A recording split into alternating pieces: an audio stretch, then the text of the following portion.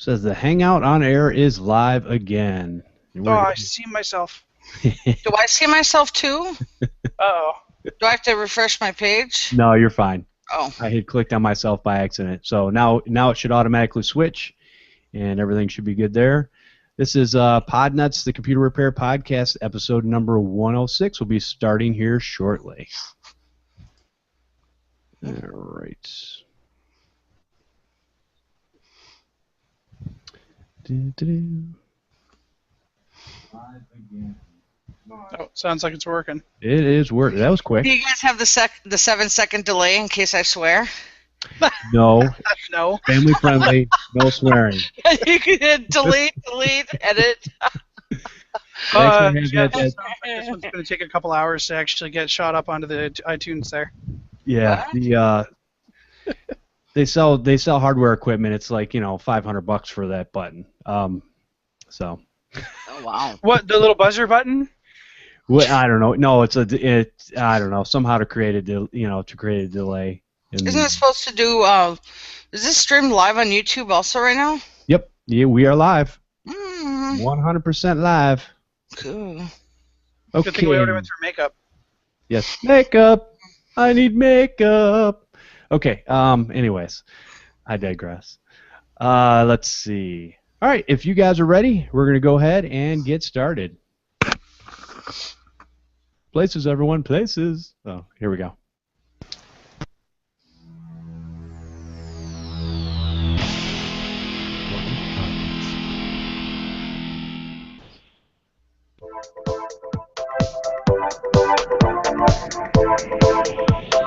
Welcome to Podnutz, the Computer Repair Podcast, episode number 106. I am Jeff Halash. This is our live call-in show for computer repair techs. The call-in number is 1-888-697-0162. And as always, feel free to call in, ask questions, or comment on what we're talking about. Let me introduce the co-host to you. Right now we have Chris Carruthers from the Remote Support Tech team. How you doing, Chris? Hey, not bad. How are you, Jeff? I am doing excellent. I won't say Comcastic this week, but I'm doing excellent. Oh, what, they didn't pay up this week? No, everything's good. Okay. It's working. I'm happy. Also joining us today, we have, everybody knows her, is Lisa Hendrickson from CallThatGirl.biz and the Office 365 show. How you doing, Lisa? Good. How are you guys? Doing great. Good. Good to have you on the show. And so I think one of the things we're going to talk about today is we're actually going to talk about Office 365. And I think the other thing we were talking about, Chris and I were talking before the show, and we're talking about some of the different things that come up. And he got an email from somebody that talked about what was it, Chris? Electronic. That's the electronic handling fee. Obviously I can't give out names because it was a client of mine, but he asked me to talk about it on the show. And the question was, how do you get set up with the electronic handling fee registration number so that you don't have to pay that fee to your supplier? Gotcha. And Okay. I have more than 60 answers because every province and state has its own set of rules for that. So my answer is contact your distributor. So just tossing that out there. I know you're listening right now, but for everybody else, contact your distributor. They're going to tell you how you can do it in your state because in Ontario you don't have to do it at all, whereas in other states it's actually mandatory before you can get a distributor for electronic goods. So what does that entail? What is an electronic handling fee? I mean, what does that do for you? It doesn't do anything for you. So what it was is it's not a tax. You can't call it a tax. It's a fee that is charged that somehow goes back to this group, this organization that makes sure that electronics recycling actually happens properly, and they maintain all of that. I didn't dig too deep into what it was because there's very little information in it in Ontario, simply because it's not a requirement. But if I walk over to Future Shop and buy a headset or a TV or something, there's a percentage that's added on top of everything else, and it's the electronics handling fee, and it goes to that organization. So who owns the organization? That's a very good question. I spent 3 days trying to find an answer to that, and So there isn't one. what we're going to say is that the government probably owns that, and it is, in fact, a tax. It is not a tax, and you can't call it a tax. If you call it a tax, you get fined. It's called the fee by the company. It is. That's right. The organization takes it. That goes to a who knows bank in Switzerland. Exactly. Exactly. It's probably some mob scam. But yeah, I can't figure out where it actually goes. I can't figure out what it's for except for what they say on the surface, which is that it's supposed to help set up electronic recycling programs to make sure that we keep that stuff out of landfills. So as far as I can tell, the idea is a good idea, but since every state is different, I didn't want to go and get a specific answer because I can't answer that 60-something times. Gotcha. So for all intents and purposes, an electronic handling fee is basically something that's put in place so that who will recycle the electronics properly? The company that you're buying them from, the distributor? It's supposed to be whoever is charging the electronics handling fee. So they're supposed to have some sort of a depot for it. If you have an electronic handling fee registration number, I don't think that's what it's actually called, but if you have a registration number with that organization, you don't have to pay the electronic handling fee when you buy something from your distributor, but then you have to charge it to your customers. So, I gotcha. Okay, so and what they're saying is that so if you're selling electronics, you just have to have a way that if somebody gives you back that electronic, that you basically can recycle it properly? That's the idea, yeah. At some point down the chain, somebody paid an electronic handling fee. So in most places, you don't have to have that to sell electronics or to get it from a distributor. I know in Ontario, if I buy something from Tech Data, I pay them the electronic handling fee. I don't deal with any of that stuff. But some people might want to handle it themselves. Very cool. Hey, we got a caller on the air. Welcome to the Podnutz Computer Repair Podcast. How you doing? Great, thanks. Hey, Jeff, it's Rob Berger. We spoke on one of the podcasts a few months ago. Hey, Rob, how you doing? Good, thanks. Hope you guys are doing well. I'm traveling, so actually I'm not able to listen to the podcast, but I had a couple of questions that I thought of earlier, both regarding remote support. So I thought I would throw that to you guys and maybe help get the show going. The first is, what do you do for remote support in terms of collecting sales tax from customers? I'm in Columbus, Ohio, and as a service provider, I'm required by the state of Ohio to collect sales tax. That's easy when I'm on site with users, but when I'm working with remote users who may be in a different jurisdiction or a tax entity, I'm not sure what to do, and I haven't called the state yet. So I wanted to find out, what do you guys do? All right, who wants to answer that, Lisa? We've got the Canadian tax versus the IRS here. I talked to my bookkeeper and my tax accountant, and somebody might call in and say you're full of hogwash, whatever, but I don't have to charge sales tax for service. I pay a lot of taxes, though, into the government, so don't worry, I pay my share. But when it comes to, I'm not selling any products anymore, so I don't have to tax that. And service is not taxable, as far as I know. All right, Chris? Well, I mean, with our Canadian monopoly money, we have a completely different system that we have to deal with on that. Yeah, you guys got a lot of rules up there. Yeah, we have some pretty extreme rules to the point where it depends on where the customer is. If we're paying remote support, if we are doing remote support, it's deemed that the service is being provided within the area that the customer is because we're remoting into that customer's computer and doing the work. Therefore, sales tax is actually chosen based off of where the customer is, not where I am. So anybody in the U.S. I don't have to charge sales taxes to, but within Canada, there is a different sales tax rate for each province, and I have to charge the sales taxes accordingly. So I have clients out in Alberta who are charged a 7% tax rate, whereas clients here in Ontario are charged 13%. Ouch. That's all I have to say about Welcome that. to Canada. It's always expensive up there. It's all I remember about when I went to Vancouver. Well, Rob, Everything was expensive. Yeah, I'll tell you what I looked at. I'm in, Canton, Michigan. When I looked into it myself for even doing the type of service business that I do, whether I sell products and services or not, there's a couple of different ways to pay for taxes. And, up here we have a self-employment tax, which is your 15% right off the top. And so you're going to pay for those taxes one way or another. A lot of times when I'm buying things, I'm buying them from, either a computer shop or Newegg or whatever, and I've got or Amazon.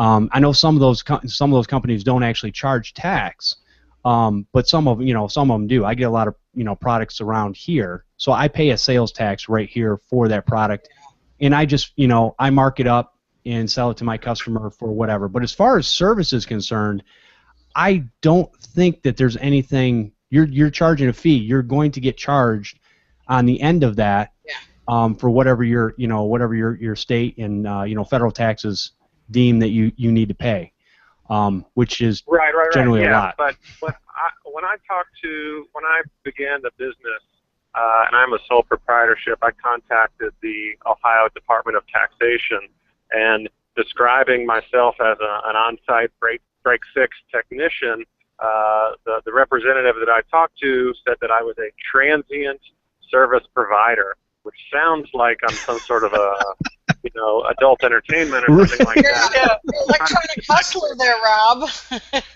Wow. But, they said that I do need to charge sales tax, so I've kept up and I charge sales tax. Good. And I keep track of that within QuickBooks, and I mail that into the state of Ohio every 6 months.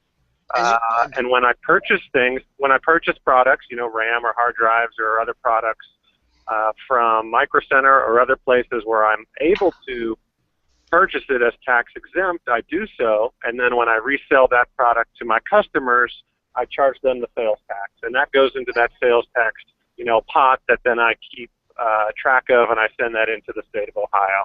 So obviously I don't have anything, official yet.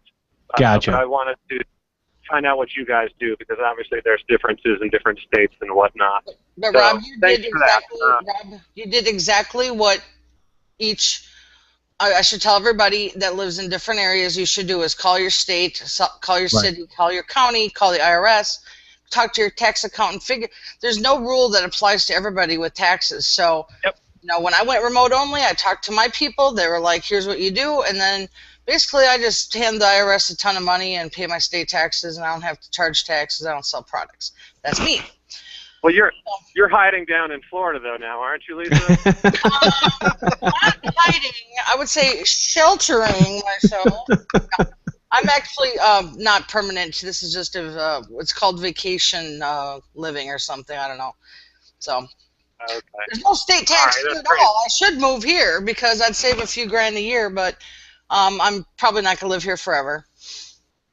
Gotcha. Excellent. Great. Thanks so so much. I have a second question. Okay. Is that if you guys are doing a remote support session, and I know, Lisa, you've talked on your website about doing prepaid hours and whatnot, but for a new customer, for somebody who's not an established customer, and is going to be an hourly job, is this something that you collect 1 hour up front? You ask them for a credit card first, and then if you go over to an hour and a quarter, hour and a half or whatever, then you do a second charge at the end of the session? Or is it something where you say it's a flat, fee and you charge that up front? How do you guys handle that? Well, Chris and I have worked on a lot of different processes in the past year, because how I used to do things was based on trust. I used to say, yep, let's just book that appointment. And then if they made the appointment, which most did, I would get their credit card after, and sometimes they would say, can you invoice me? And I'd let a lot of money be chased. Through the last year, Chris and I have fine-tuned it down to where if you want to get on our schedule, you do our client agreement form and submit a down payment of 1 hour. Now, if Chris and I do it over the phone and we authenticate a credit card, we just put it in authentication level, and then we collect it all at the end. But a lot of times, most of our calls really don't go over what the hour, what we think it's going to, and then we do ask for the credit card again at the end. I've got to. You do a pre-authorization and then a final total at the end. Well, if it's on the phone, we take it and pre-authorize it for what we think, and then we collect at the end. Or because we just take a lot of email appointments. Chris and I both do. That we just send them the form and the payment, and they submit it before, and then we schedule the appointment. It really solidifies the tire kickers and the people that, they might try to fix it themselves, which is really common now. So until they have the money in our account, we're not going to put you on our calendar.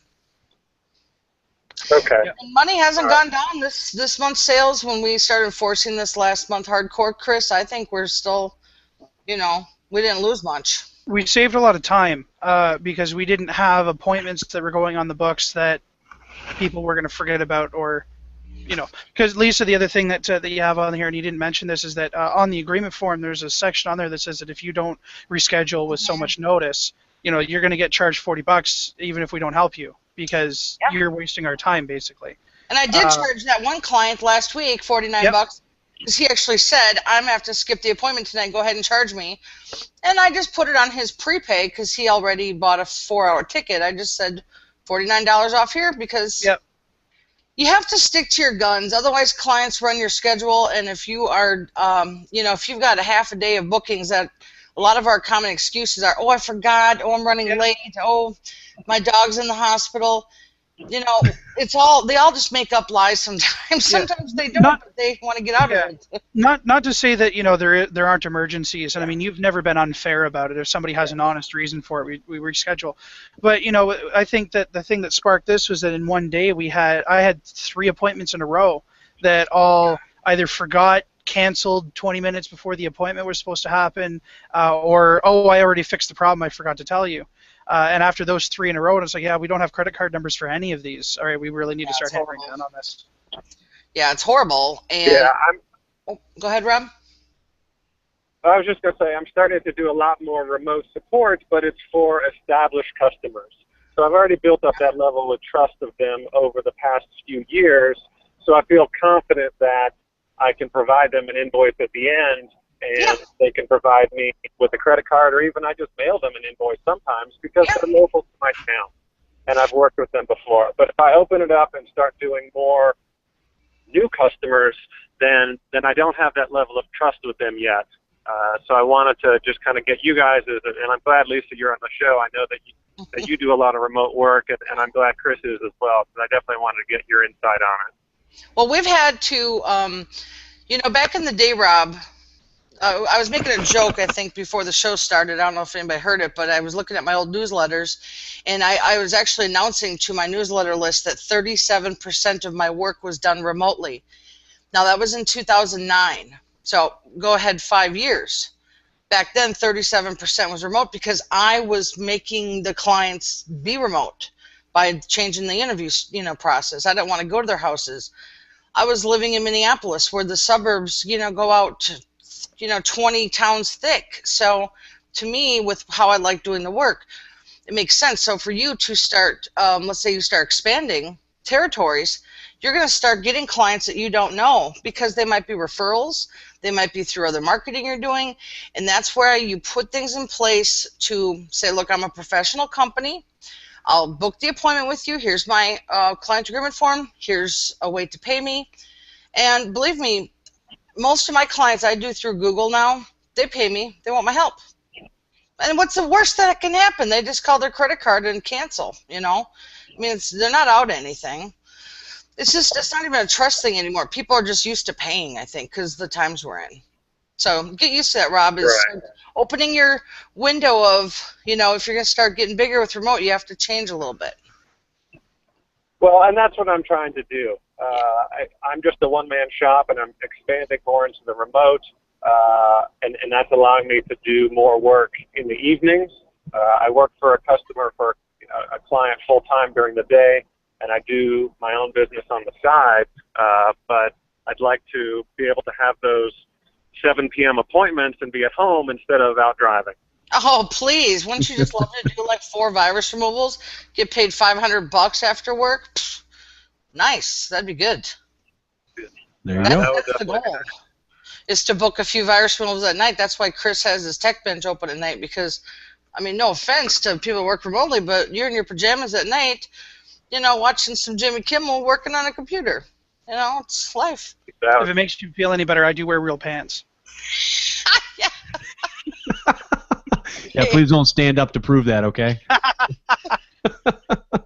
My sweats. All right, that sounds great, guys. Thanks so much. Thanks again for calling, Rob. Cute. Good questions. Yeah, real good questions. Good stuff. I could answer those all day. Bring them on, people.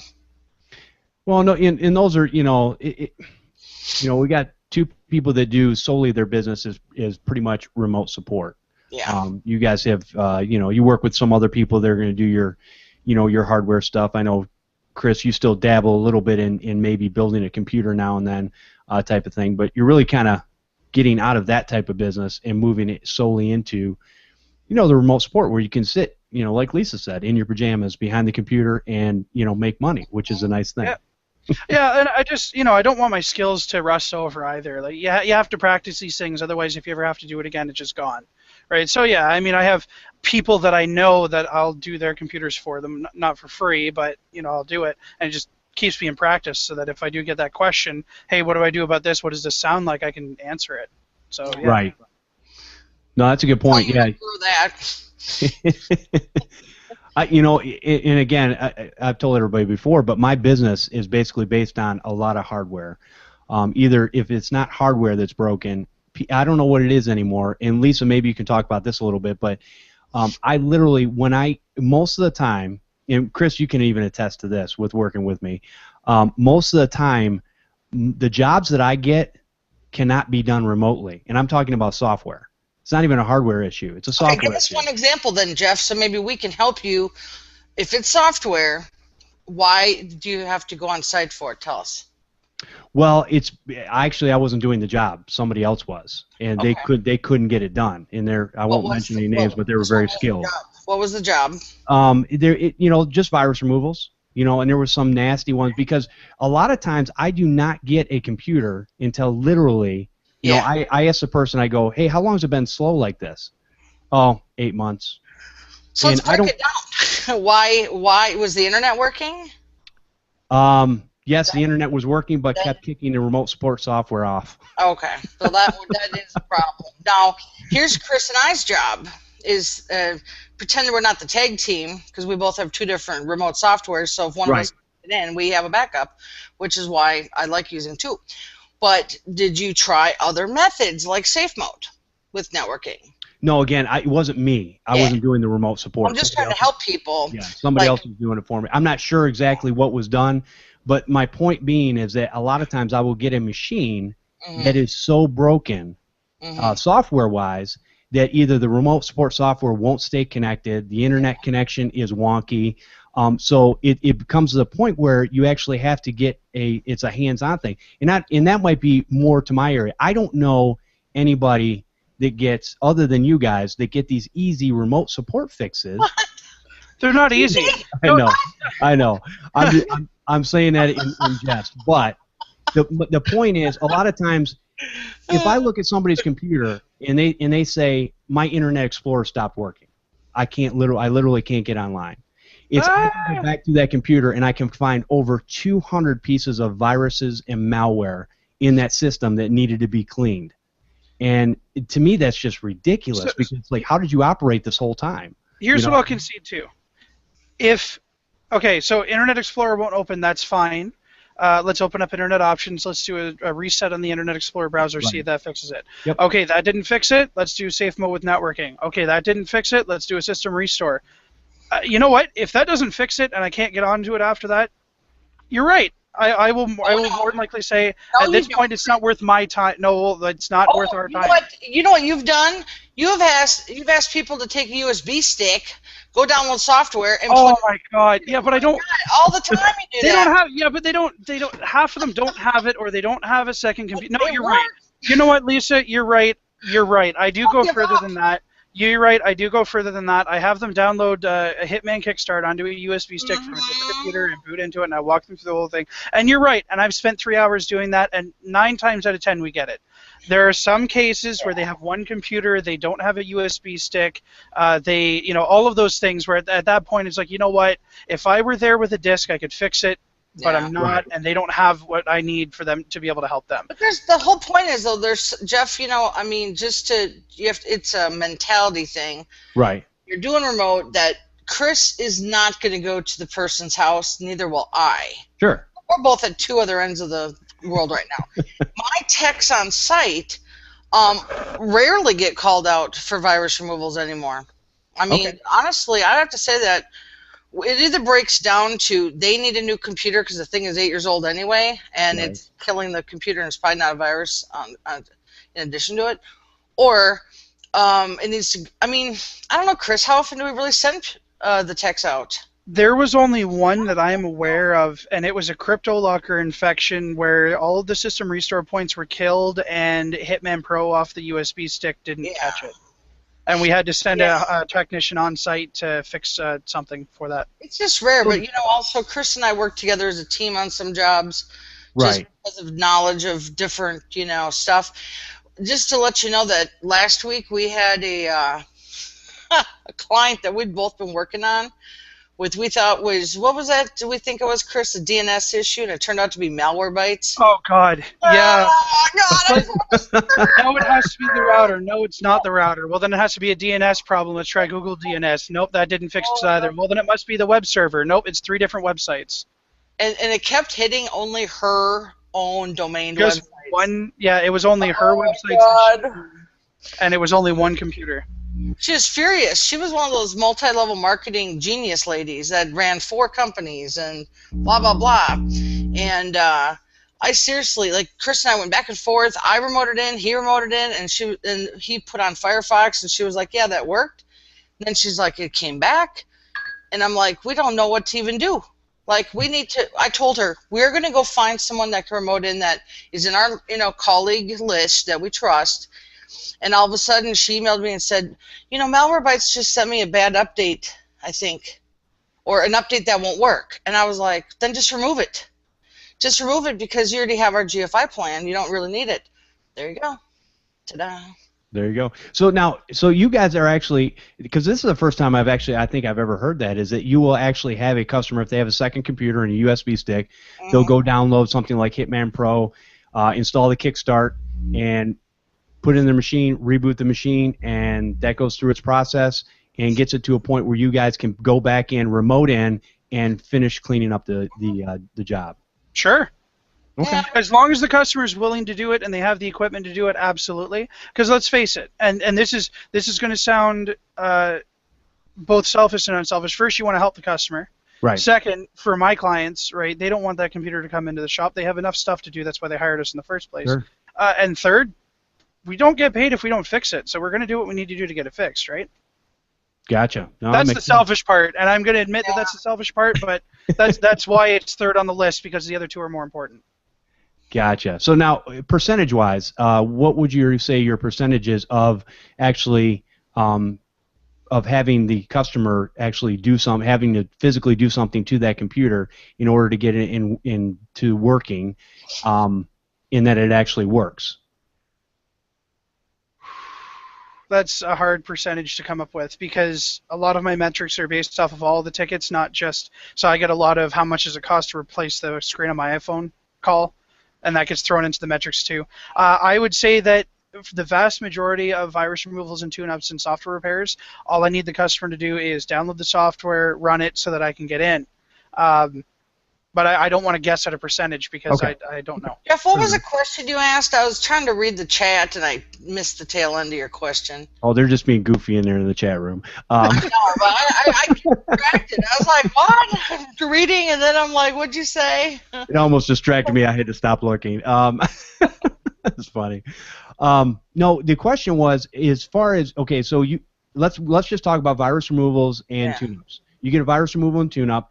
Okay. You can't get into the system. You need the customer to do something. What percentage of your customers are actually able to take the USB stick or whatever, download the software, put it in their computer, restart their computer, and actually go through that process?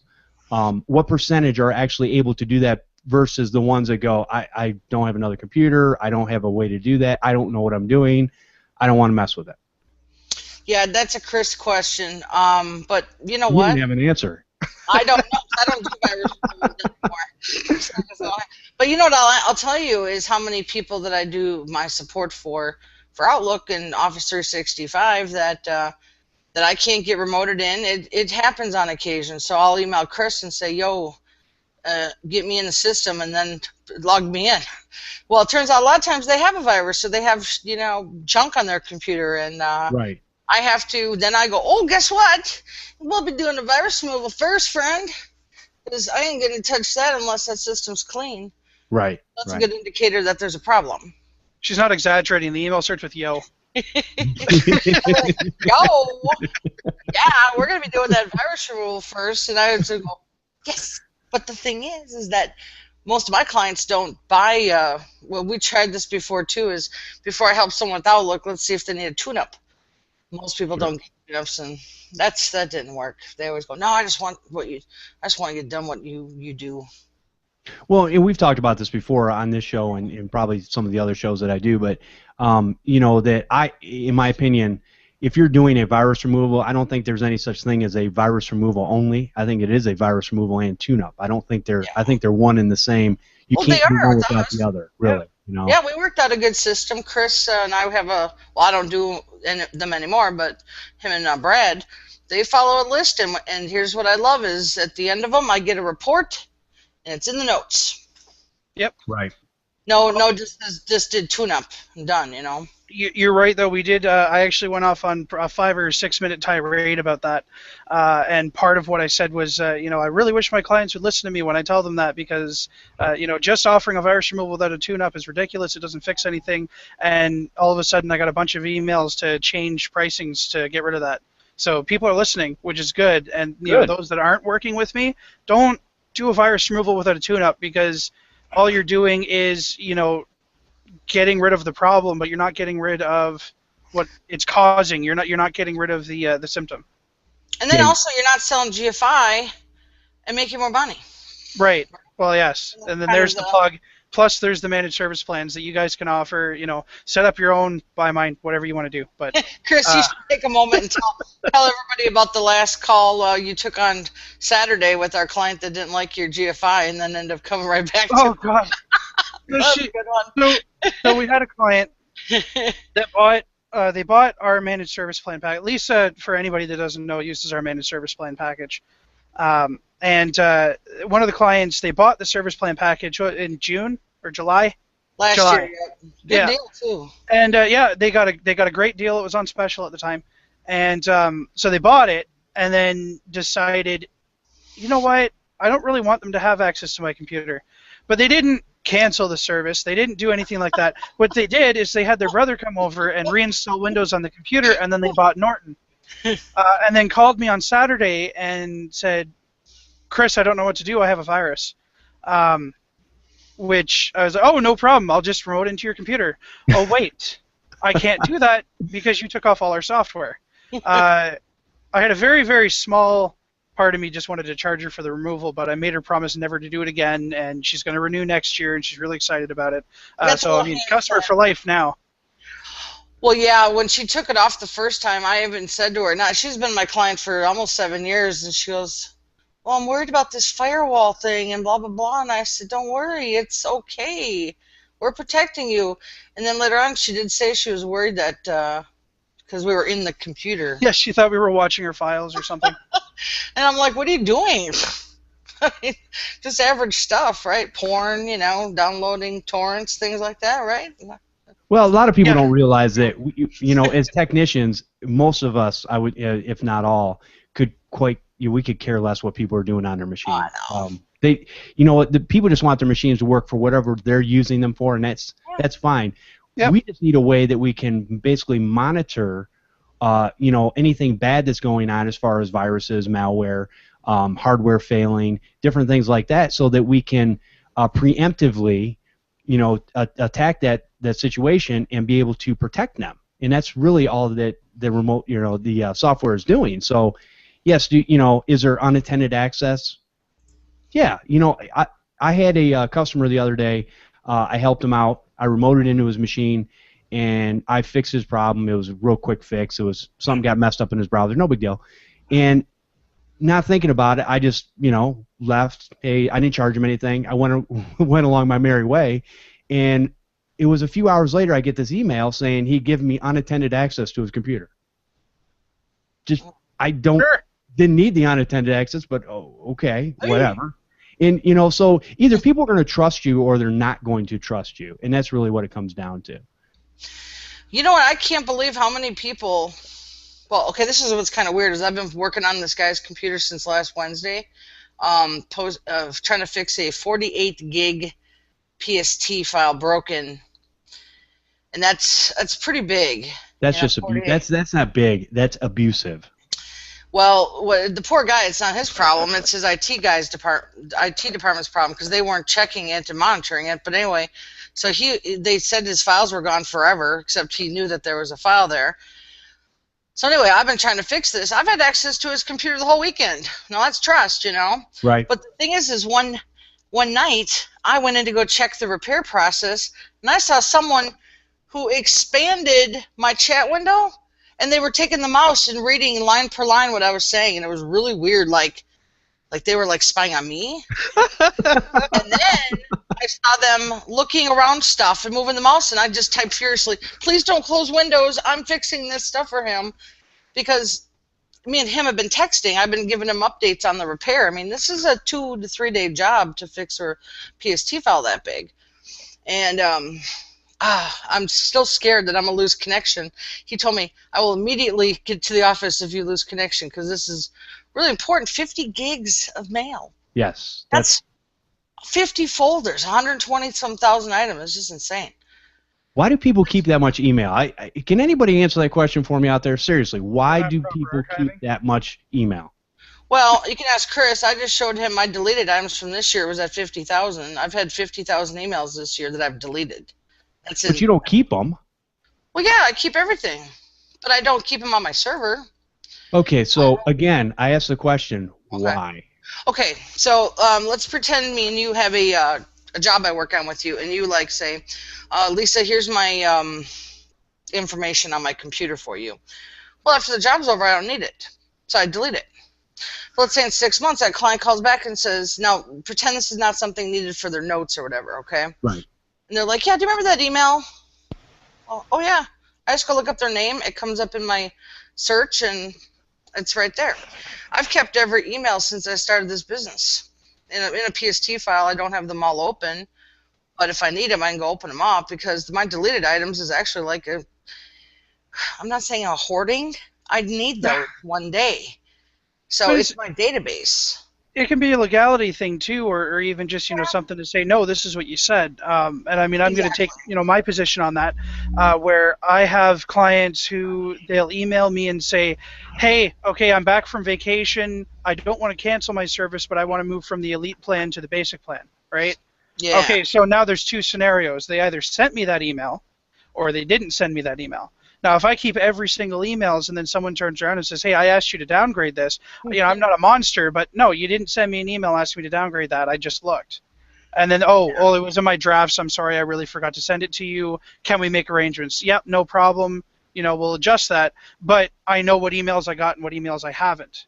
Well, let's say that I did get that email and it was 3 months ago, and someone just realizes that I was charging them for our elite plan and they asked to be brought down to the basic plan. Well, that's not the customer's fault if I didn't make a change, so I'm going to refund them those 3 months. But if I've got that email, I can go back in my records and say, yes, I received that email. So it goes both ways. I have another example of why this is important for me to keep my emails, is that I did a Living Social deal. Do you remember this, Chris?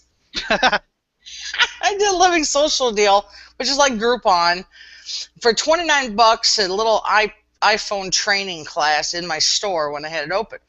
Well, the lady and I, she couldn't come in, so she's like, can I use it for something else? I said, sure, I'll give you a half hour of Outlook work, because she had a Yahoo problem. And I kept her ticket open for Living Social, but I forgot to update the notes. And what did she do? She called in and needed Chris's help on something and said, can I use that Living Social ticket? And I was like, oh, man, that just something rings wrong with me. Well, first of all, that she could think she could use a $29 coupon for very expensive tech support. But I thought something was sneaky there, so I went back and looked, and there you go. In my email, it said that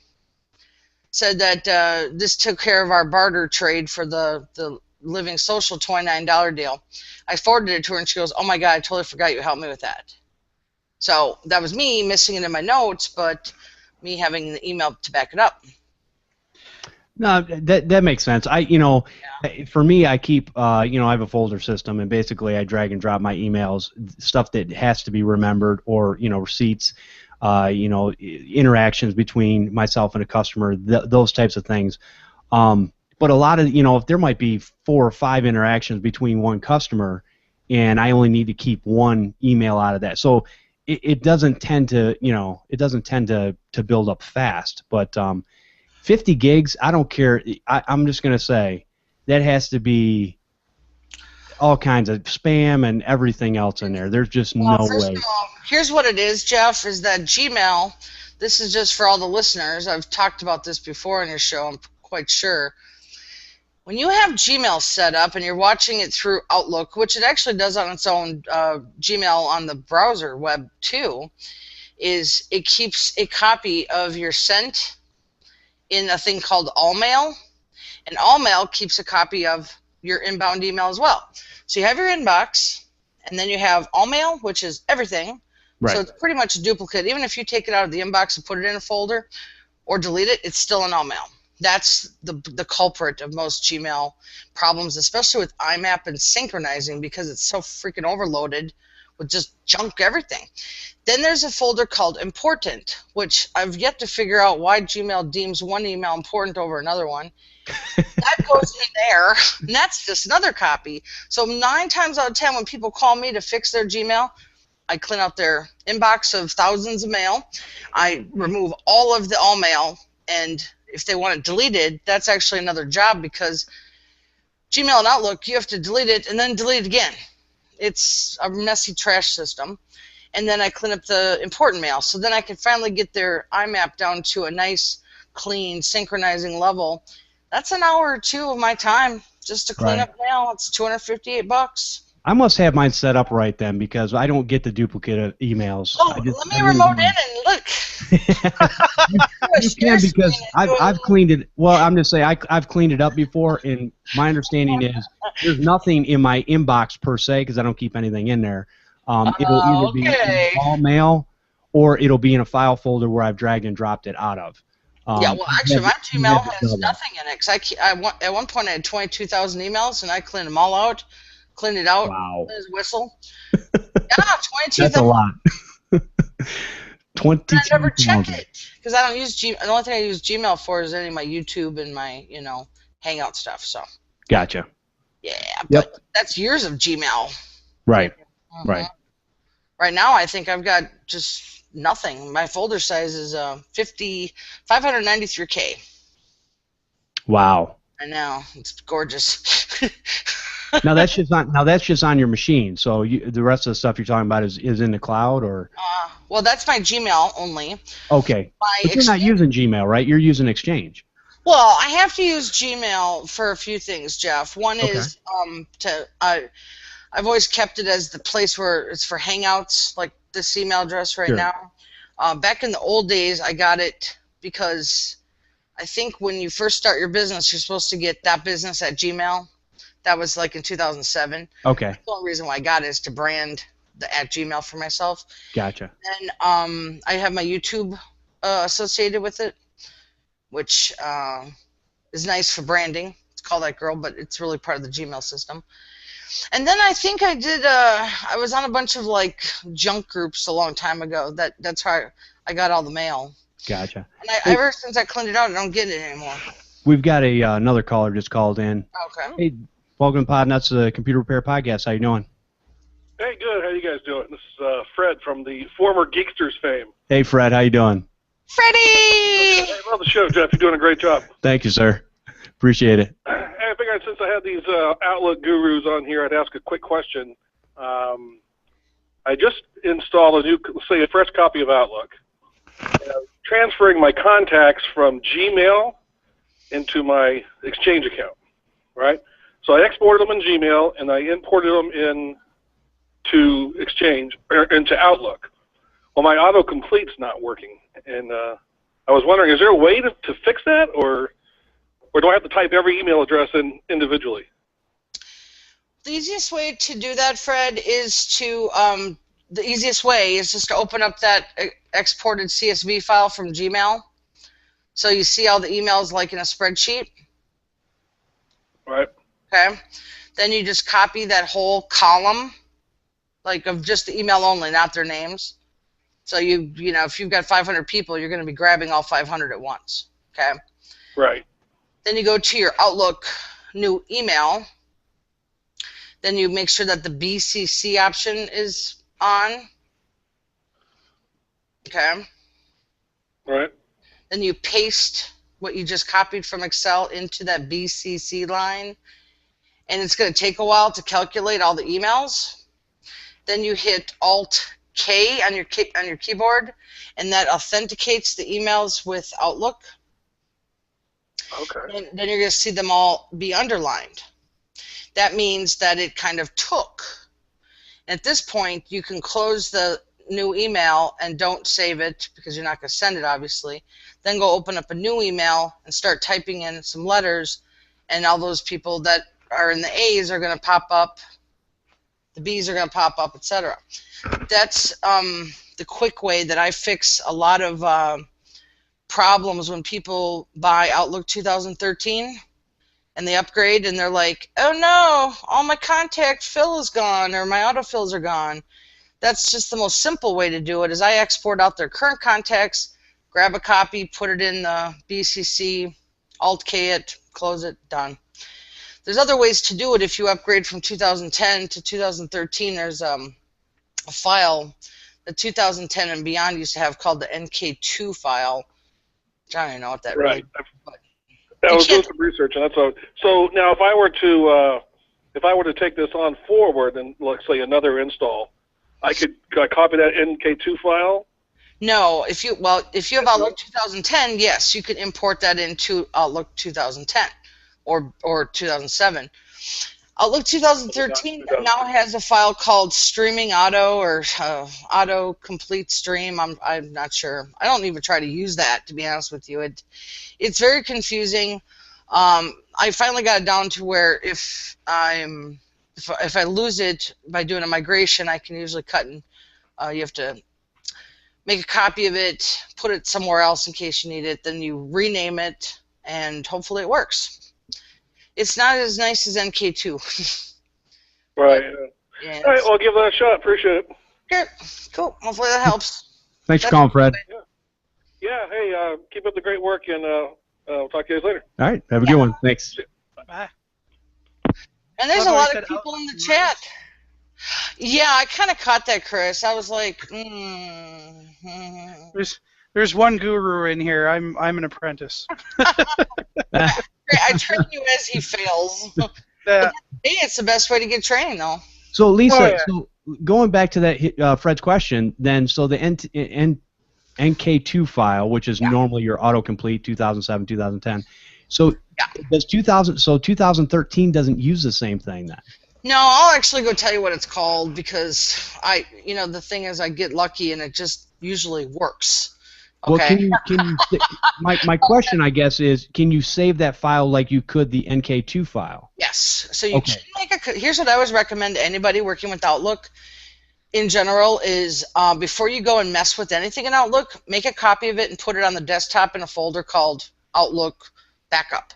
Because if you mess anything up, you have backup. Now, when you say make a backup, how are people to make a backup? Because a lot of people would just, maybe drag and drop the whole folder out of the Windows, or whatever. So what's the best way to make a backup to make sure you have something you can work with? Right-click on the NK2, or I'm going to look it up here real quick for you, what the other thing is called. I feel stupid. I'm supposed to be an expert here, and I don't remember the name of it, but that's okay. I'll get it. Oh, yeah, and none of us use Google for anything that we do, right? Okay, it's called Stream_Autocomplete, and then a mad dash of numbers that don't make sense. Gosh, okay. So pretty much, back to what I was saying is before you go and do anything with Outlook, like a PST repair, most people, if they don't back up at all, that's when you really want to do it too, because if you mess this up, you're in some deep doo-doo. So make a copy, if you're going to fix a PST file, make a copy of the Stream Autocomplete. Just right-click copy. You have to have Outlook closed. You can't do anything in Outlook when it's open. You have to have it closed. Okay. And take a copy, put it in a desktop folder called Outlook Backup. Make sure it's done. You don't have to back it off-site because it don't matter. And then you can go ahead and fix it. And if you wreck it while you're trying to fix it, you have a copy. Okay. It is literally so important that you back up when you do Outlook repairs. The auto stream the stream autocomplete, I've seen people get so mad that that can't be fixed, and I'm like, well, sometimes it's not fixable. I just tell them they have to start from scratch, which most Office 365 new setups, they just give you a new profile. They don't go and do all the fancy setup like I do, from what I know, from what I've heard out there. Now, if you're the kind of tech that does that, awesome. So People love the fancy stuff. So probably the two. So before you're messing with Outlook, probably the two major things to get is the autocomplete file, whatever it is, either the NK2 or the new one, auto streaming, whatever, or also the PST file. Are those your two main files for Outlook? Yep. Well, Outlook has to have a PST by default, even if you have no email set up. Okay. No email. Let me think how I'm going to explain this. So Outlook, when it first opens, it'll say, do you want to create an account? If you say no, you're going to have a default PST file no matter what. Right. Then you can start. I don't really import PSTs anymore. I just kind of open them as a new PST on the sidebar. So, because most people, if they're hiring me to help them, they need a new PST because of size. They usually have a lot of mail in the other PSTs. And with every version of Outlook, you can have more and more mail. You know, okay. It's more robust. Like I have a guy with 44 gigs on an Exchange server right now in Outlook 2013. Works like a charm. Okay. I'm amazed. I'm literally amazed that he can run that. Chris, you know who that client is down in California. Yeah. The guy has no complaints about that ever, and I'm just so like shocked. Well, the thing though is that at the end, you know, as long as you're giving them good service, you're keeping their expectations managed. Yeah. Who's going to complain? Well, I told him I could put 44 gigs up on a server. I did it. Yep. And I was scared, trust me. But Now, did you do that manually? oh, yeah. Okay. I talked about it on my last show. Right. I think about how it took about 2 weeks to finally get it all up online. Okay. So so when you say manual, you're talking about dragging and dropping basically the folder structure in the emails independently. Well, and Chris, them over. this client gave me permission to talk about his stuff specifically, and yeah, he had so many. He had 20 PST files, remember, Chris? And he had probably 50 subfolders within each one, and because of how it got exported out, not by me, but by his other tech, Yeah. it was all top-line folders. Yeah. It weren't subfolders. Oh. And when if you just no. oh my god, so if you just do inbox and then subfolders, importing is a breeze.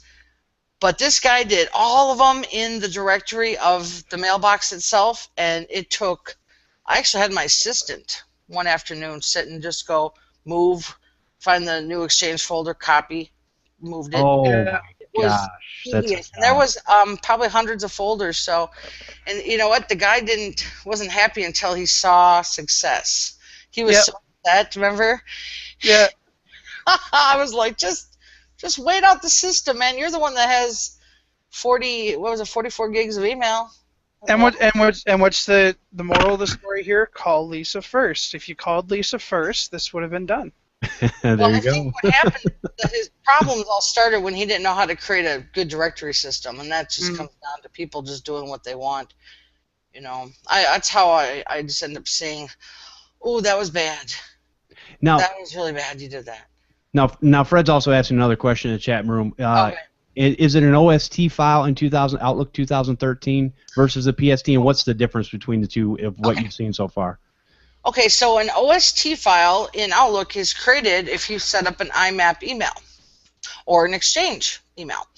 Basically, it's called Offline Sync Tool, which is just a caching mode. Okay. You get a copy of the server on your computer so you can work offline. But if you break that file, you can't just import it into Outlook. It's broke, and you have to fix it. Or just go get a fresh download from the server. Right. It's a one-time deal. So many times when people call in with, like, they try to open up their email and it says your OST is broken, I just go and delete the OST file and reopen Outlook, and it just brings a new one down. It's pretty simple to fix. But here's what's happened before, is people will get a new computer and something happens on the server and they've got, let's say, 16 gigs in an OST file, and they think they're just going to transfer it over. No. you can't just open an OST file. That's when they have to get an OST repair done, and that's time and money. You just can't copy and paste an OST file thinking that, oh, I'm just going to take it to the new computer. Nope. Yeah, I tried that. It didn't work for me. No, don't. Which I didn't care because, again, I used your dreaded Gmail and IMAP, and I was able to import. It took me like 5 minutes to set it up, and I was done. So my Outlook dynasty will not be ruined by you.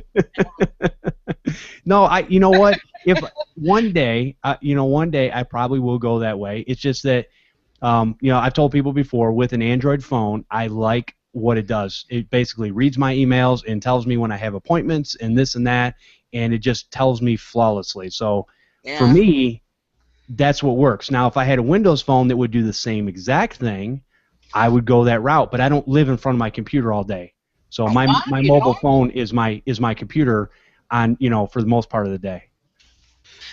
Well, yeah, mobile techs don't. I mean, you know what? Now I think about it, the mobile techs I have both aren't Outlook people either, Jeff. So maybe that's a coincidence of life. Outlook is a management system of sorts. It's for calendar contacts, all the stuff. Maybe I don't know. Maybe it's just a difference of how techs work. Well, again, if I could have a Windows phone that would do the same exact thing, you've talked about it before that, you've got an iPhone, and iPhone and Outlook work great together. Oh yeah. So yeah, you won't catch me dead. You would that's the only way you catch me with an iPhone is I'd have to be laying on the ground dead, and you'd have to put it in my hands. Other than that, it ain't happening.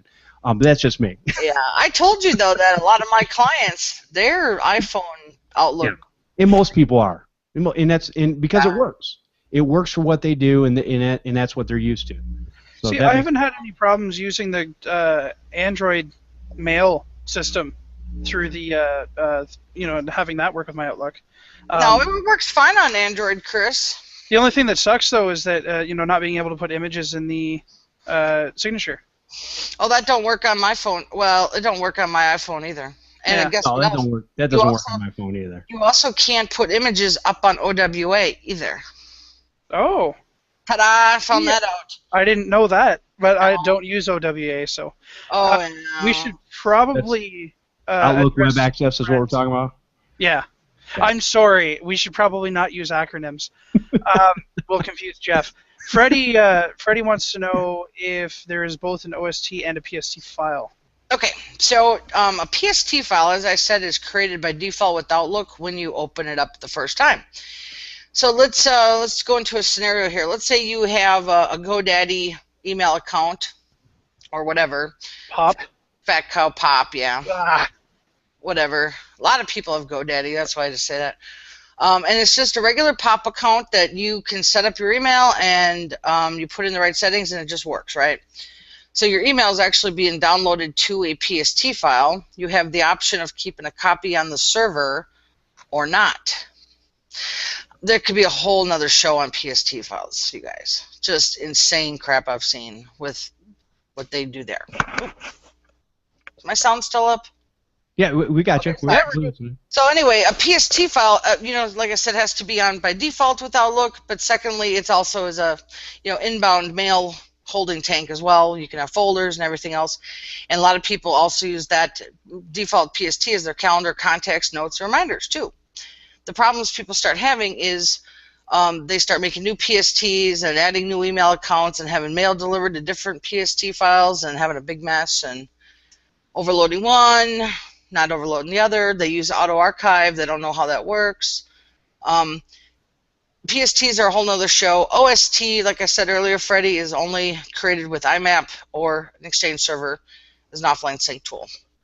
And those cannot be opened in Outlook. They have to be repaired, or you just delete them to fix them. I think that makes sense. Yeah, that makes perfect sense. No, that gives me a better understanding. Yeah, you don't be copying those when you're doing a data transfer for a new computer and go, yeah, we'll just import that in. No, that don't work that way. No, well, and that's, and quite honestly, the IMAP with my customers has saved me in the past, because a lot of times if their PST file is corrupt, if they have it, if they're using some sort of IMAP, whoever's through, doesn't matter, but A lot of times you can basically just install the credentials through Outlook again, and it works. Now, all this stuff is all backed up. So. Usually, it does work great, but I've seen problematic IMAP mailboxes, and that's why people call me. They're like, you know what, something's really wrong. Like this client I'm going to be helping this week. She had a messed up system with her PST file. Actually, the tech, I already talked about this with you, I think, Jeff, on our last show. He set it up as POP, but it was actually IMAP. Right. So when I told her, I go, you're not going to like this. We're going to set you up with a fresh IMAP, and it's going to bring in a lot of mail. And she was like, I'm ready. She was like, I got to just see what's on the server. It was such a mess. And what do you know? After about 4 hours, we're moving her to Exchange. Yep. Good business. Yeah, which is where everybody should be, Jeff. Yeah, whatever. Jeff, let's talk about Exchange. Who's in? We're talking about that in the chat already. I said we have to make them buy a new camera before we make them go to Exchange. Well, I'll tell you, if you could find a way to make the Outlook calendar sync flawlessly and not double put things in on the Google Calendar, it would probably be something I could do. We already talked about that on the last show. For people listening, in December I recorded a show with Jeff that is plumb full of more information about what we just talked about. And there are third-party apps. There's other opportunities. Just give me a call. I'll help you. We'll probably be doing that early next year. Exactly. Let's just do a live Exchange show where we migrate your whole system, Jeff. There you go. And kick out all the emails you don't want anybody to see, and then we can just do a full migration on a live show and get it done. Make a little folder that says Jeff's no. Well, let me put it this way. Here's what I look at. Here's the way I look at things as far as security and all that kind of stuff. Every email, everything I do on the web, every time I surf the web, I just assume that somebody and everybody is probably watching, and so I really don't care. Well, I don't hide anything. You like a hawk. Oh, absolutely, but that's what I like about them. What? I love that they look, because then Google now pops up and says, "Hey, we just noticed you got an appointment over here." And but they also go, "Hey Jeff, we just noticed that you're over at Amazon, and here we're gonna follow you around the internet now." You know what, Lisa? I love that too, because guess what? I never get advertised for tampons, which I would never use. So I get advertised for the things that I like. Oh, here comes mail enhancement jokes. This is where this is going to go now. This is supposed to be family friendly, Jeff. It is family friendly. That's a family thing. It happens. Not where I was going to go with it. Not something I would use. No, and you prompted that. I don't worry about that stuff. But yeah, we'll definitely have to do that, because that'll be that'll be an interesting conversation at some point, because I don't like the directed advertising. Like, every single time I go on YouTube, I get an advertisement for M Help Desk. I have M Help Desk. Right. The system itself sucks, because if you've looked at something, even if you've bought it, it doesn't ever recognize that you bought it, and so it keeps advertising to you, which it really sucks for the advertisers, because they're not getting the best bang for their buck for advertising. You know? Every time I go to YouTube, I see M Help Desk. Every time I'm on Facebook, I see it, and I've actually seen it on other shopping things I'm doing on the side. And it's that new aggressive marketing, which I get, but I'm like, I already pay them. You're wasting your money on me. You'd think that at the very least, if you're logged into M Help Desk, it knows what IP address that you're at, so it wouldn't mark it to that IP address while you're logged into it, at the very least. But it doesn't interface like that at all. No, and that's probably has something to do with privacy and stuff too. And I'm sure that people would, if they did bring that technology out to be able to do that, which they probably can, they're probably not going to, because again. Oh, wait a minute. You're watching what I'm doing on my IP address? Like they aren't. They're watching what I'm doing on my IP address anyway. Exactly. That's why my recommended YouTube views are a whole bunch of Minecraft kitty stuff on there that I'm never going to watch, but my daughter on her iPod watches Minecraft all day, so it shows up on my computer. And mine are Russian car explosions, and I watch all the Russian stuff on YouTube, you guys. Well, that sounds like it's about your speed. Wow. I love all the kids that are doing the skyscraper, like towering climbs, and then all the car accidents, and I'm a fan. My brother and I are going to start learning the Russian swearing. So You know, it's an offside note. that's funny. This is why every child in my house has their own computer, and every child in my house has their own Gmail account. See, I don't get any of that stuff. I don't share any of that stuff. I get what I want. They get what they want. How old are they? These kids on Gmail? Oh, anywhere from 22 to 7. Well, yeah, my daughter has her own Gmail account. She's logged into her own Gmail account when she goes on YouTube because I use the parental controls. Yep. But her YouTube viewing habits still affect my YouTube recommended plays. Because they want you to go buy it. Because it's the same IP address. Yeah. Okay, I've never gotten that. That's interesting. Huh. Yeah. I don't watch Minecraft videos or Stampy Longnose or any of that stuff, and all that stuff winds up on my, hey, you should watch this next. Yeah, but you know what you do watch? You watch a lot of anime, and that probably has something to do with not on YouTube preferences. Oh. You know what I watch on YouTube? Extra credits. Cat videos? Stuff. Oh. No cat videos. See, I'm not that guy. I don't use the internet for cat videos. Oh my gosh. Well, I'll tell you what. We have gone long. I just gotta say something about this show. Go ahead.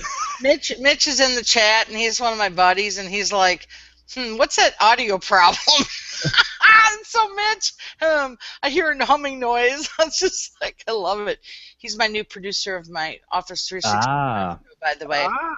Yeah, he's going to start doing my stuff for me. You know what, guys? We probably, I did talk to Jeff a little bit about the Office 365 show. And I'm going to start having guests, so if anybody's kind of involved in it and wants to be on one of my shows, just send me an email, Lisa@CallThatGirl.biz, because I'm going to do a rotative. Like, the show this week, I have a guest, but I also have stories and stuff like that. And then another show this week is also going to be, I think I am going to do that series, Jeff, explaining Office 365 for technicians from the knowledge I have on like a series. Yeah. Probably maybe we'll call it like the 12 days of Office 365 or something. That's great. Awesome. That's good. Yeah, it's really messy, and if people are going to dive into it for 2015, they should probably know the basics of what I've learned, and it's brow biting. Well, that's the thing, right? Is that, Office 365 and online exchange, and I mean Outlook in general, people take advantage, people don't really understand just how complicated it is until they start diving into it, right? So, I mean, you really need to know your stuff if you're going to start offering it as a service. And I've been, I try not to overextend myself, but I've got myself bit a couple of times thinking, oh yeah, this is going to be nice and simple. I know what this error message means because I looked it up online, and the internet lies, people. So, yes, very much. The training classes mean nothing. I took them. I was like, oh my God, I found out more just by diving in and doing it. Yeah. So I only wasted $120, but I was going to take the whole SharePoint. There's 12 classes. I took the first 2 and was like, what a joke. It's meant for enterprise level, not for us. Okay. Yeah, like a basic help desk.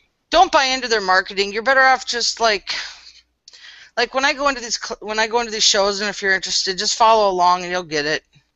Well, I was going to say probably the best way to do that really is for people to, get you a version of Office 365 yourself, and put your stuff on Exchange, and then mess with your own stuff, break it, beat it up, and then that way you have an idea of how to fix your stuff. Because let's face it, as repair technicians, what we've done most of the time is the reason we got into this business a lot of times is because we've broken things. And we figured out how to fix them, and then we've taken that to a customer and said, hey, I know how to do that because it happened to me, and I can fix your problem.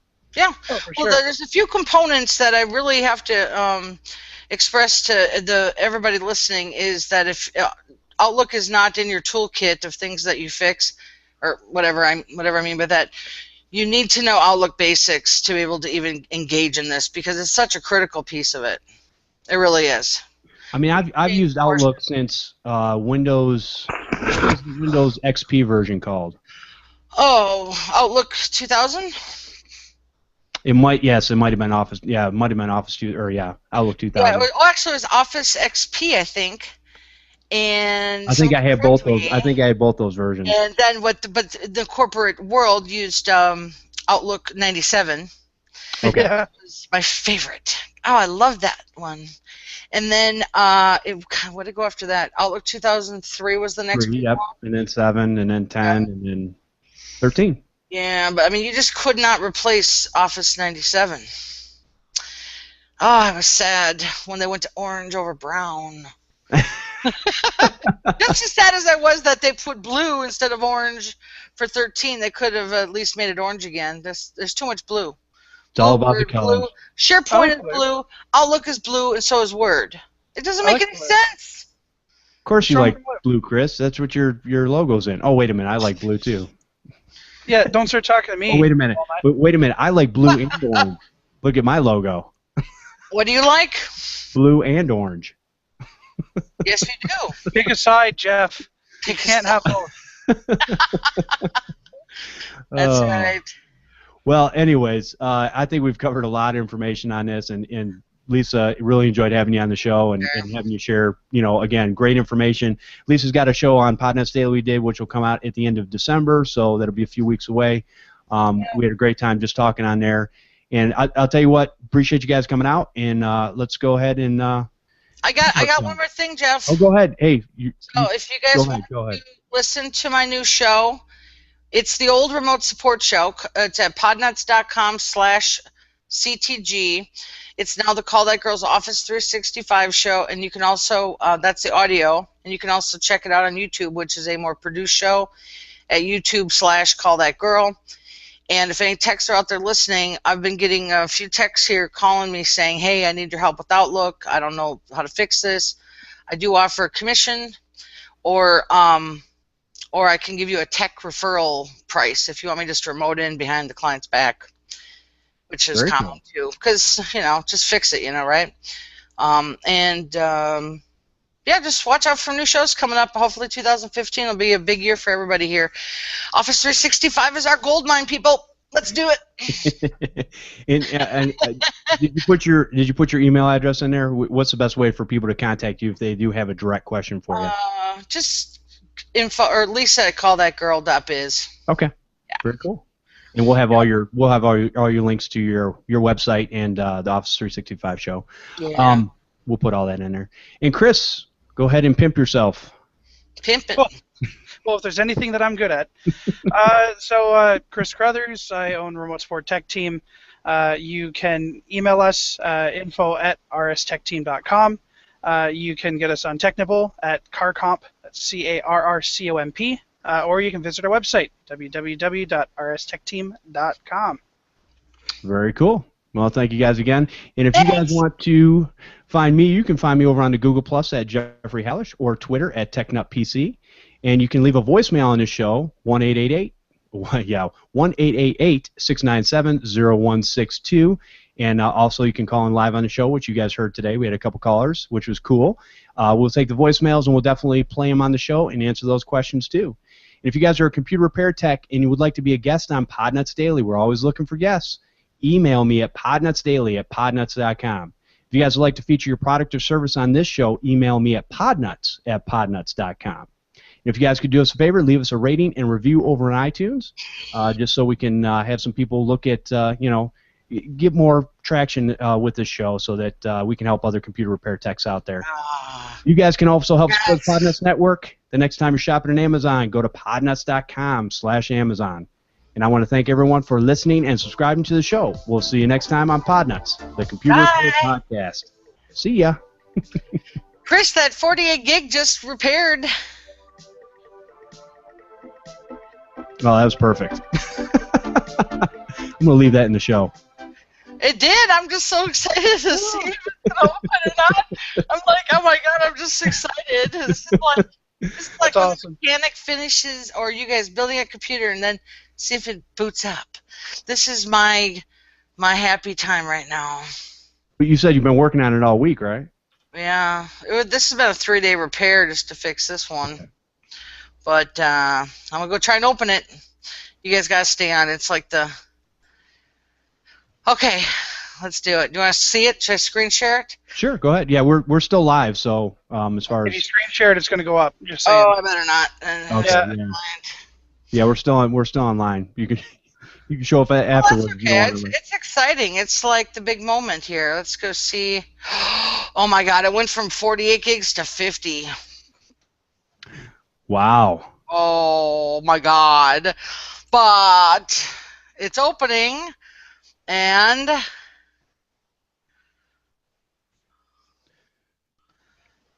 Drum roll.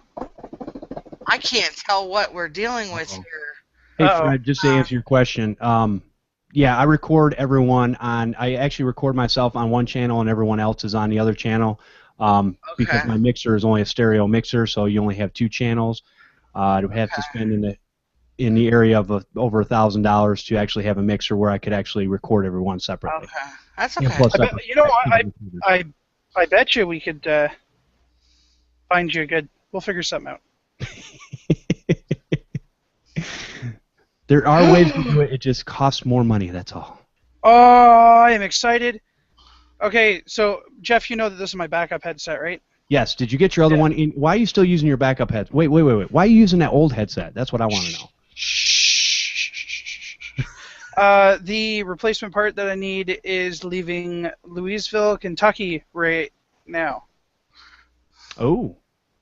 Wait. Well, Did actually, you say it left Louise? this morning. What? Did you say Louise, Kentucky? It says Louisville.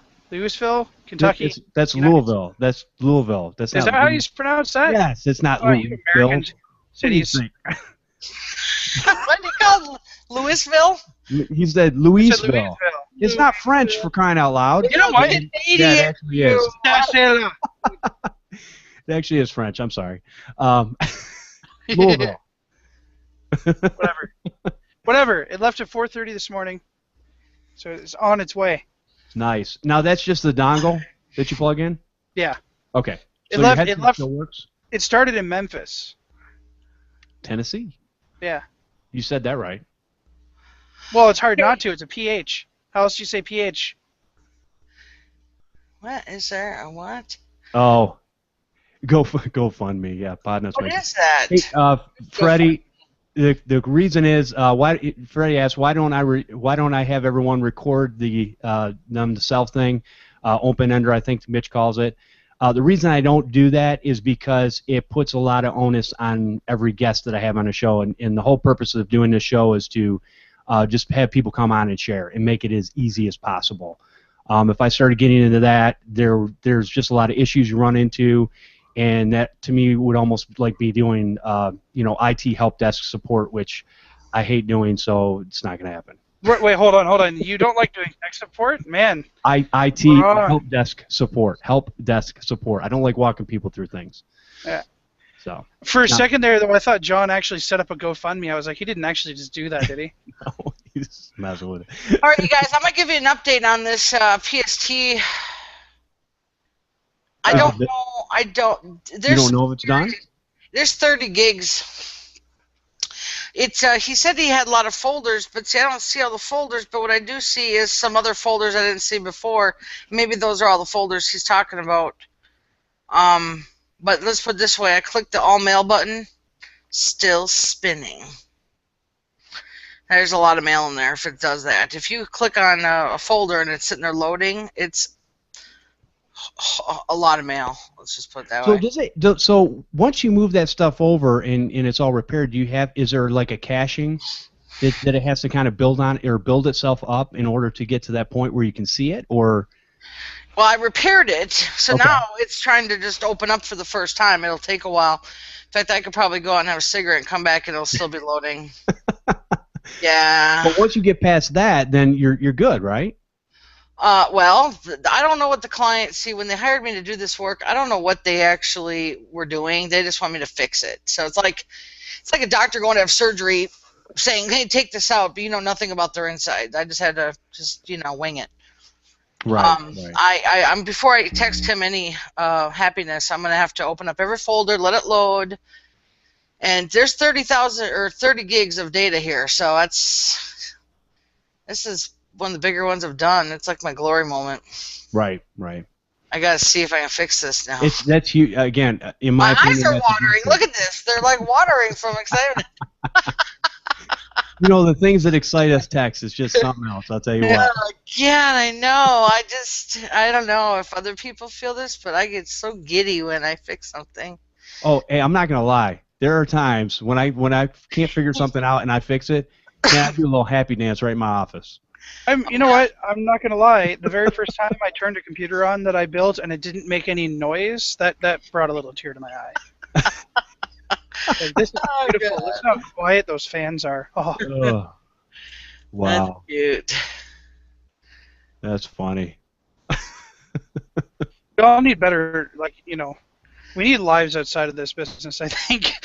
If this is what's exciting. Hey, you know what? Here's a good thing, though. I do have a life outside of this because here's what I did this weekend. That's a lie. What? Listen, I finished Call of Duty Advanced Warfare, the single player. I played Call of Duty Advanced Warfare multiplayer for a couple hours. I've been playing Battlefield 4 multiplayer for the last couple days. I restarted Watch Dogs and started playing that again. I restarted Assassin's Creed. What's the one with the pirate one? I can't remember the name of it right now. But anyways, I started Assassin's Creed over again, and so I've just been playing video games and watching some shows, and I've been having a good time. Whichever one is the pirate one? I can't remember the name of it. Black Flag. It's called Black Flag. There you like go. A Black pirate. Flag. Pirate Black Flag. Yeah, there Jeez. you go. Well, it confused me because they got the new one out that's called Unity, and Black Flag was the only Assassin's Creed I have not finished yet. So here's the bad thing. So I was 80% into the game, and I went and redid my computer, and it didn't back up that file, so I had to start over. Here's why. I backed everything up, but here's what I didn't back up. So you have your Steam account, right? And with Steam, it will back up, games that are in Steam. Now, what's the other account that you have that's hooked to Watch Dogs, Assassin's Creed? Unity. Ubisoft. Oh, Ubisoft. I thought it was Unity. Sorry. So Ubisoft, in that file folder for those particular games, it keeps the saves in that folder. So guess where that folder was? On my C drive. Okay, so Jeff, Yeah. I put a link in the IRC just for you. All right. It's called Game Save Manager. This is what you were telling me about earlier. Okay, Yes. cool. Download from there. Okay. You can have it automatically back up to wherever you want. It'll do a full backup of all of your Steam games, all of your regular PC games. If you've got Unity, it works with Unity, and it works with the Ubisoft stuff. It will literally scan your computer for every single game, find the save games for them, and then compress them all into one very small save file. I will tell you though, Chris, you've actually helped me even without this. This is a good thing, but you helped me because I went with an SSD, so my operating system's on there. So what I did was my Ubisoft, my Steam, and my Origin, and all the game files and everything are all on my data drive. So when I loaded them, I loaded everything onto my data drive that had to do with games. So everything's right there, and that's automatically being backed up. So I actually have like 4 copies of that going to various places. But yeah, this is cool. I have all of my normal backups, and then on top of all of that other stuff, I have Game Save Manager backing up all of my save games. And then on top of all of that, that Game Save Manager save game is backed up onto the online backup, my local backup, and a Dropbox. Because I just lost Dragon Age. I think I told you about this. Yeah. Dragon Age Origin. I finally decided, you know what? Dragon Age 2 went on sale. I'm going to go buy Dragon Age 2. And it works kind of like Mass Effect, where you continue on your character when you go to the new game. But my save game became corrupt that was being saved onto the Steam sync. And I had reinstalled my operating system since then. So I lost my Dragon Age Origin save game. So now I have... Well, it originally took me 18 hours to go through the full Dragon Age, just the first half of it. I hadn't even gone through the expansion yet. But I'm like halfway through the game, and I've been playing it for 3 hours because I just remember most of it. So it's been...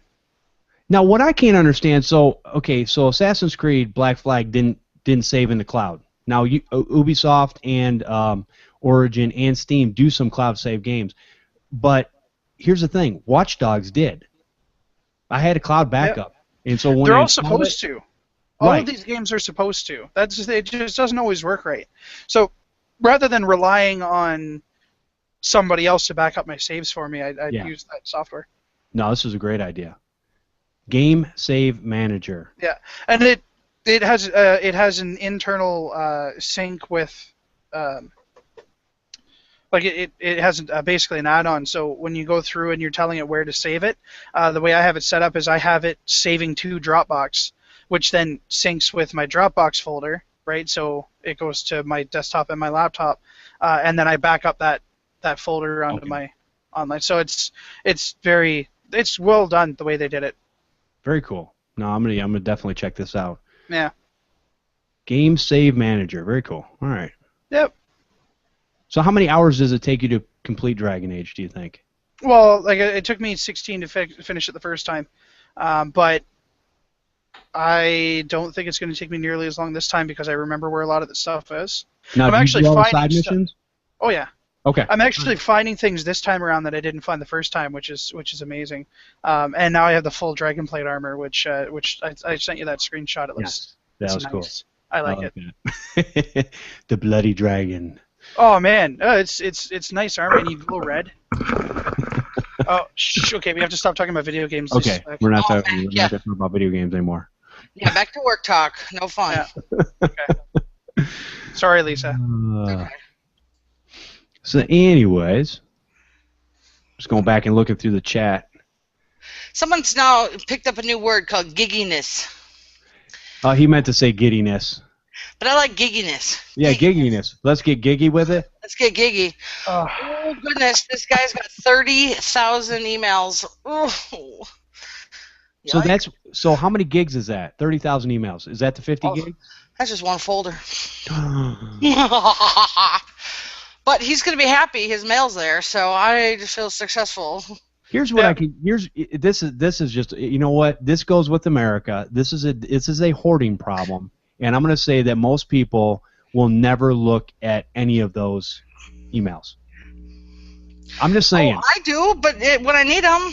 You do, but what I'm saying is for the average person out there, even the ones that do have in a large amount of emails, they won't. What I found is a lot of those people, they never look at them.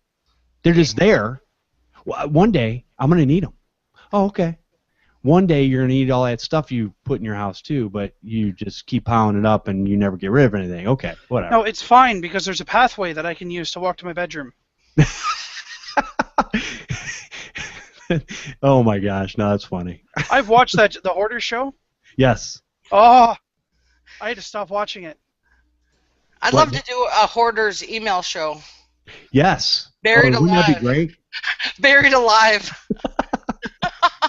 Let me do a search for my email. You know, I do understand it to a certain extent because you can, if you're searching for something, you can use a search option and you can go and quickly find what you're looking for. But I would even imagine that a lot of times people that are looking for things, they can't even remember what search thing they should type in to basically find it.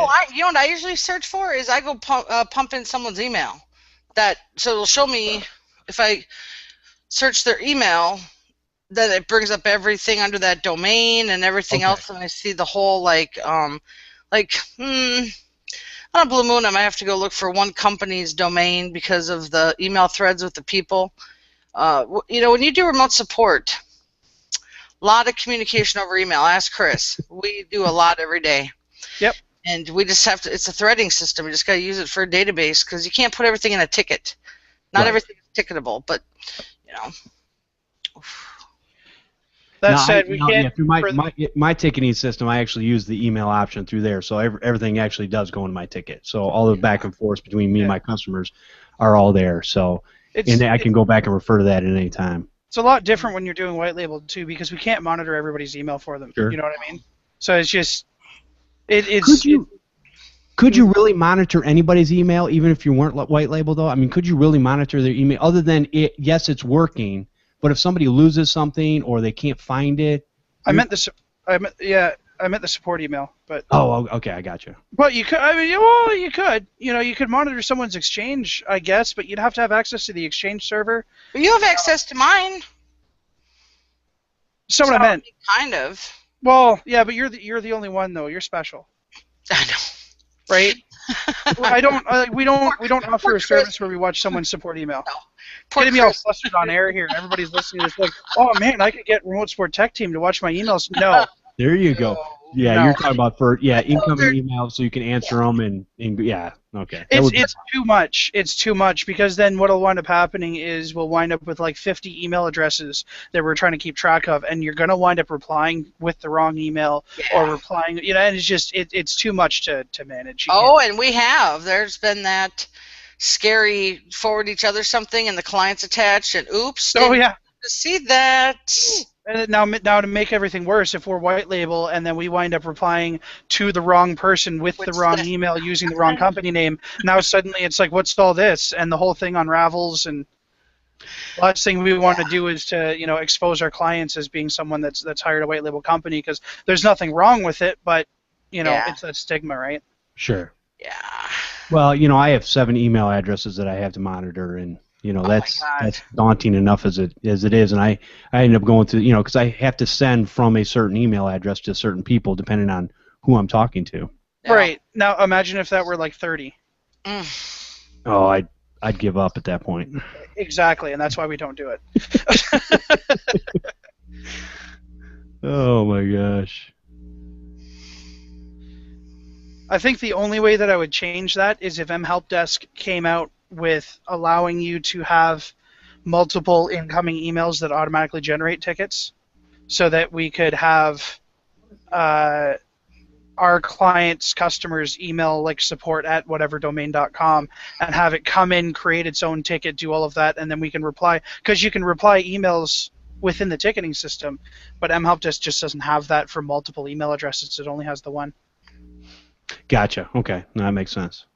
I just did something really stupid, and I use my external recorder for recording, and I know not to do this, and I was able to get away with it a few times. I actually don't pull the card out without turning it off, and I totally forgot to turn it off when I pulled the card out. But did we just lose the show, Jeff? No. And it doesn't. Sure? Oh yeah, that's why I was just testing. Okay. That's using my microphone. No, we're good. And it doesn't matter because actually, to be honest with you, I forgot to record the beginning of the show when I was introducing you guys, so now I got to pull the YouTube video down and pull that portion off, and the drama. Exactly, the drama. Way to go, Jeff. I know, but that's why I use YouTube as the backup. So. I'm going to email back to this guy, John. Maybe his last name is Deezy or Dizey or I don't know. D-A-Z. I would say I charge for anything. This is my favorite. I charge for anything that is not a yes or no answer. Sounds like a Matt Rainey answer right there. That's right. Matt Rainey. My ticketing god. Oh, that's a yes or no. It's free. Oh. Can I download this? No. Well, actually, we don't say that anymore. We changed that too. I don't want to be responsible. What's that? For what? Well, we get a lot of people that are my past clients that'll email and say, Lisa, I got this pop-up. Should I click on it? Okay, at that point, it should be an appointment. Gotcha. I don't know what brought up this pop-up. I mean, good God, they could have been sitting on a virus for a year for all I know. I don't know. That's why I've learned if it's not yes or no, and that would not be a yes or no answer, because how am I supposed to say yes? Well, you know what the real answer is, though, Lisa. What? You know what? We could remote into your computer because we have absolutely no way of knowing whether or not you should click on yes to update your Java. But what I can tell you is if you get our managed service plan, we can. Now, what is the salesman, Chris? Why is my Chris over there, the big sales guy of the company? Yeah. Me, I used to go, yep, that's fine. Go click on it. Yep. Well, it's like I tell my customers. Lose money, like Matt Rainey said, that they were doing the free 5-minute ones. Do that times 20 a day. That's a lot of money that you're missing that you should be billing for. Yep, absolutely. Yeah. It's it's hard because people don't see it as a it's not a goods where they can hold something, touch it, feel it type thing. It's a service, and they quite honestly they want their problem fixed, but they don't realize that they're asking for our expertise to fix that problem, and we should be paid accordingly. Exactly. Oh, but I've built relationships with my clients, Jeff, so they of course expect free service. I don't think they do expect it. I think they're just used to it. In all fairness. Yeah, it all depends on again, everybody gets to a point I think sometimes that I don't know, you you work with certain customers, and you might do, you know, a freebie here or there or whatever, and go, hey, don't worry about it, it's no big deal. Yeah. You know, because it took you a couple minutes to do it. But then you've got other people out there that, you know, they, as soon as somebody asks for a discount on something, I can guarantee you the one thing they're not going to get is a discount. Yep. I mean, that's just the way I stopped. I just was like, but you know how many people I've given a discount to that never asked me, and I just said, you know what, just pay me this and I'm good. Yeah. And they're, you know, and they're like, oh, really? I'm like, yeah. It was, you know, it was a simple, yes, you're paying me to fix the problem, but it was a simple fix, and I'm going to charge you accordingly, and you know, and I'm good with that. So. Well, you know what? So at that point, did you just let them pay you whatever you wanted, whatever they wanted? No. Okay. No, what I'm saying. So if somebody comes in and I charge an $89 flat fee for most things, and if somebody comes in and they basically, you know, I spent 5 minutes fixing their computer. Yeah. You know, I might give them $20 off or something. It goes, it'll be $69, because for me, I'm like, it's fine. You know, yeah. Should I charge a full amount? Yeah, probably. But it just depends on how the customer is. It's all about the customer interaction. Now, some people that are they're looking for a good deal or, you know, a cheap deal. You know what? You're going to get charged that, plus I'm going to add on some other thing. No. Yeah, well, it's hard for, you know, here's the toughest part for me is to say, okay, that's going to be $89 for me to remote into their computer and hit the send receive button and their email just works. Right. I hate that, because then I'm like, I'll just, if they go, oh my gosh, it just works now. Now, if it's a past client, I'll just go, okay, no worries. But otherwise, I'll be like, well, maybe $25. Sure. I don't know. You know, it's. Rule of thumb, I guess, if you have an hourly rate, you know, I know a lot of people will charge a minimum. You know, different people do different things, but some people charge a half-hour minimum. Some people will charge a half hour for a quick fix like that. Some people will charge in 15 minutes, you know, increments. You know, whatever works for you, whatever you feel good about, just as long as you can pay your bills at the end of the day and you're able to, you know, move your business forward. Again, I don't think a lot of people realize how much money actually goes into running a business. They don't see all that, you know. So all they see is a bottom dollar price, and they see Joe Schmo over here that can do it for $49. But yeah. I know full and well Joe Schmo will not be there in 6 months. He'll be gone, and you're gonna find somebody else anyway. So whatever.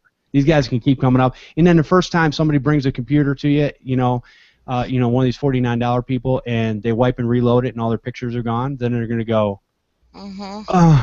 But it's fixed. Yeah, but it's fixed. But you know what? That person will go and tell 50 people about that bad service they just had with that guy will be done. That's it, done. You know, and then next time they'll bring it to me. Yeah, I'm gonna back all that data up. I'm gonna make sure, you know, to the best of my ability, I'm gonna make sure that everything's right before it comes back to you. That's part of the service. I hate the callbacks.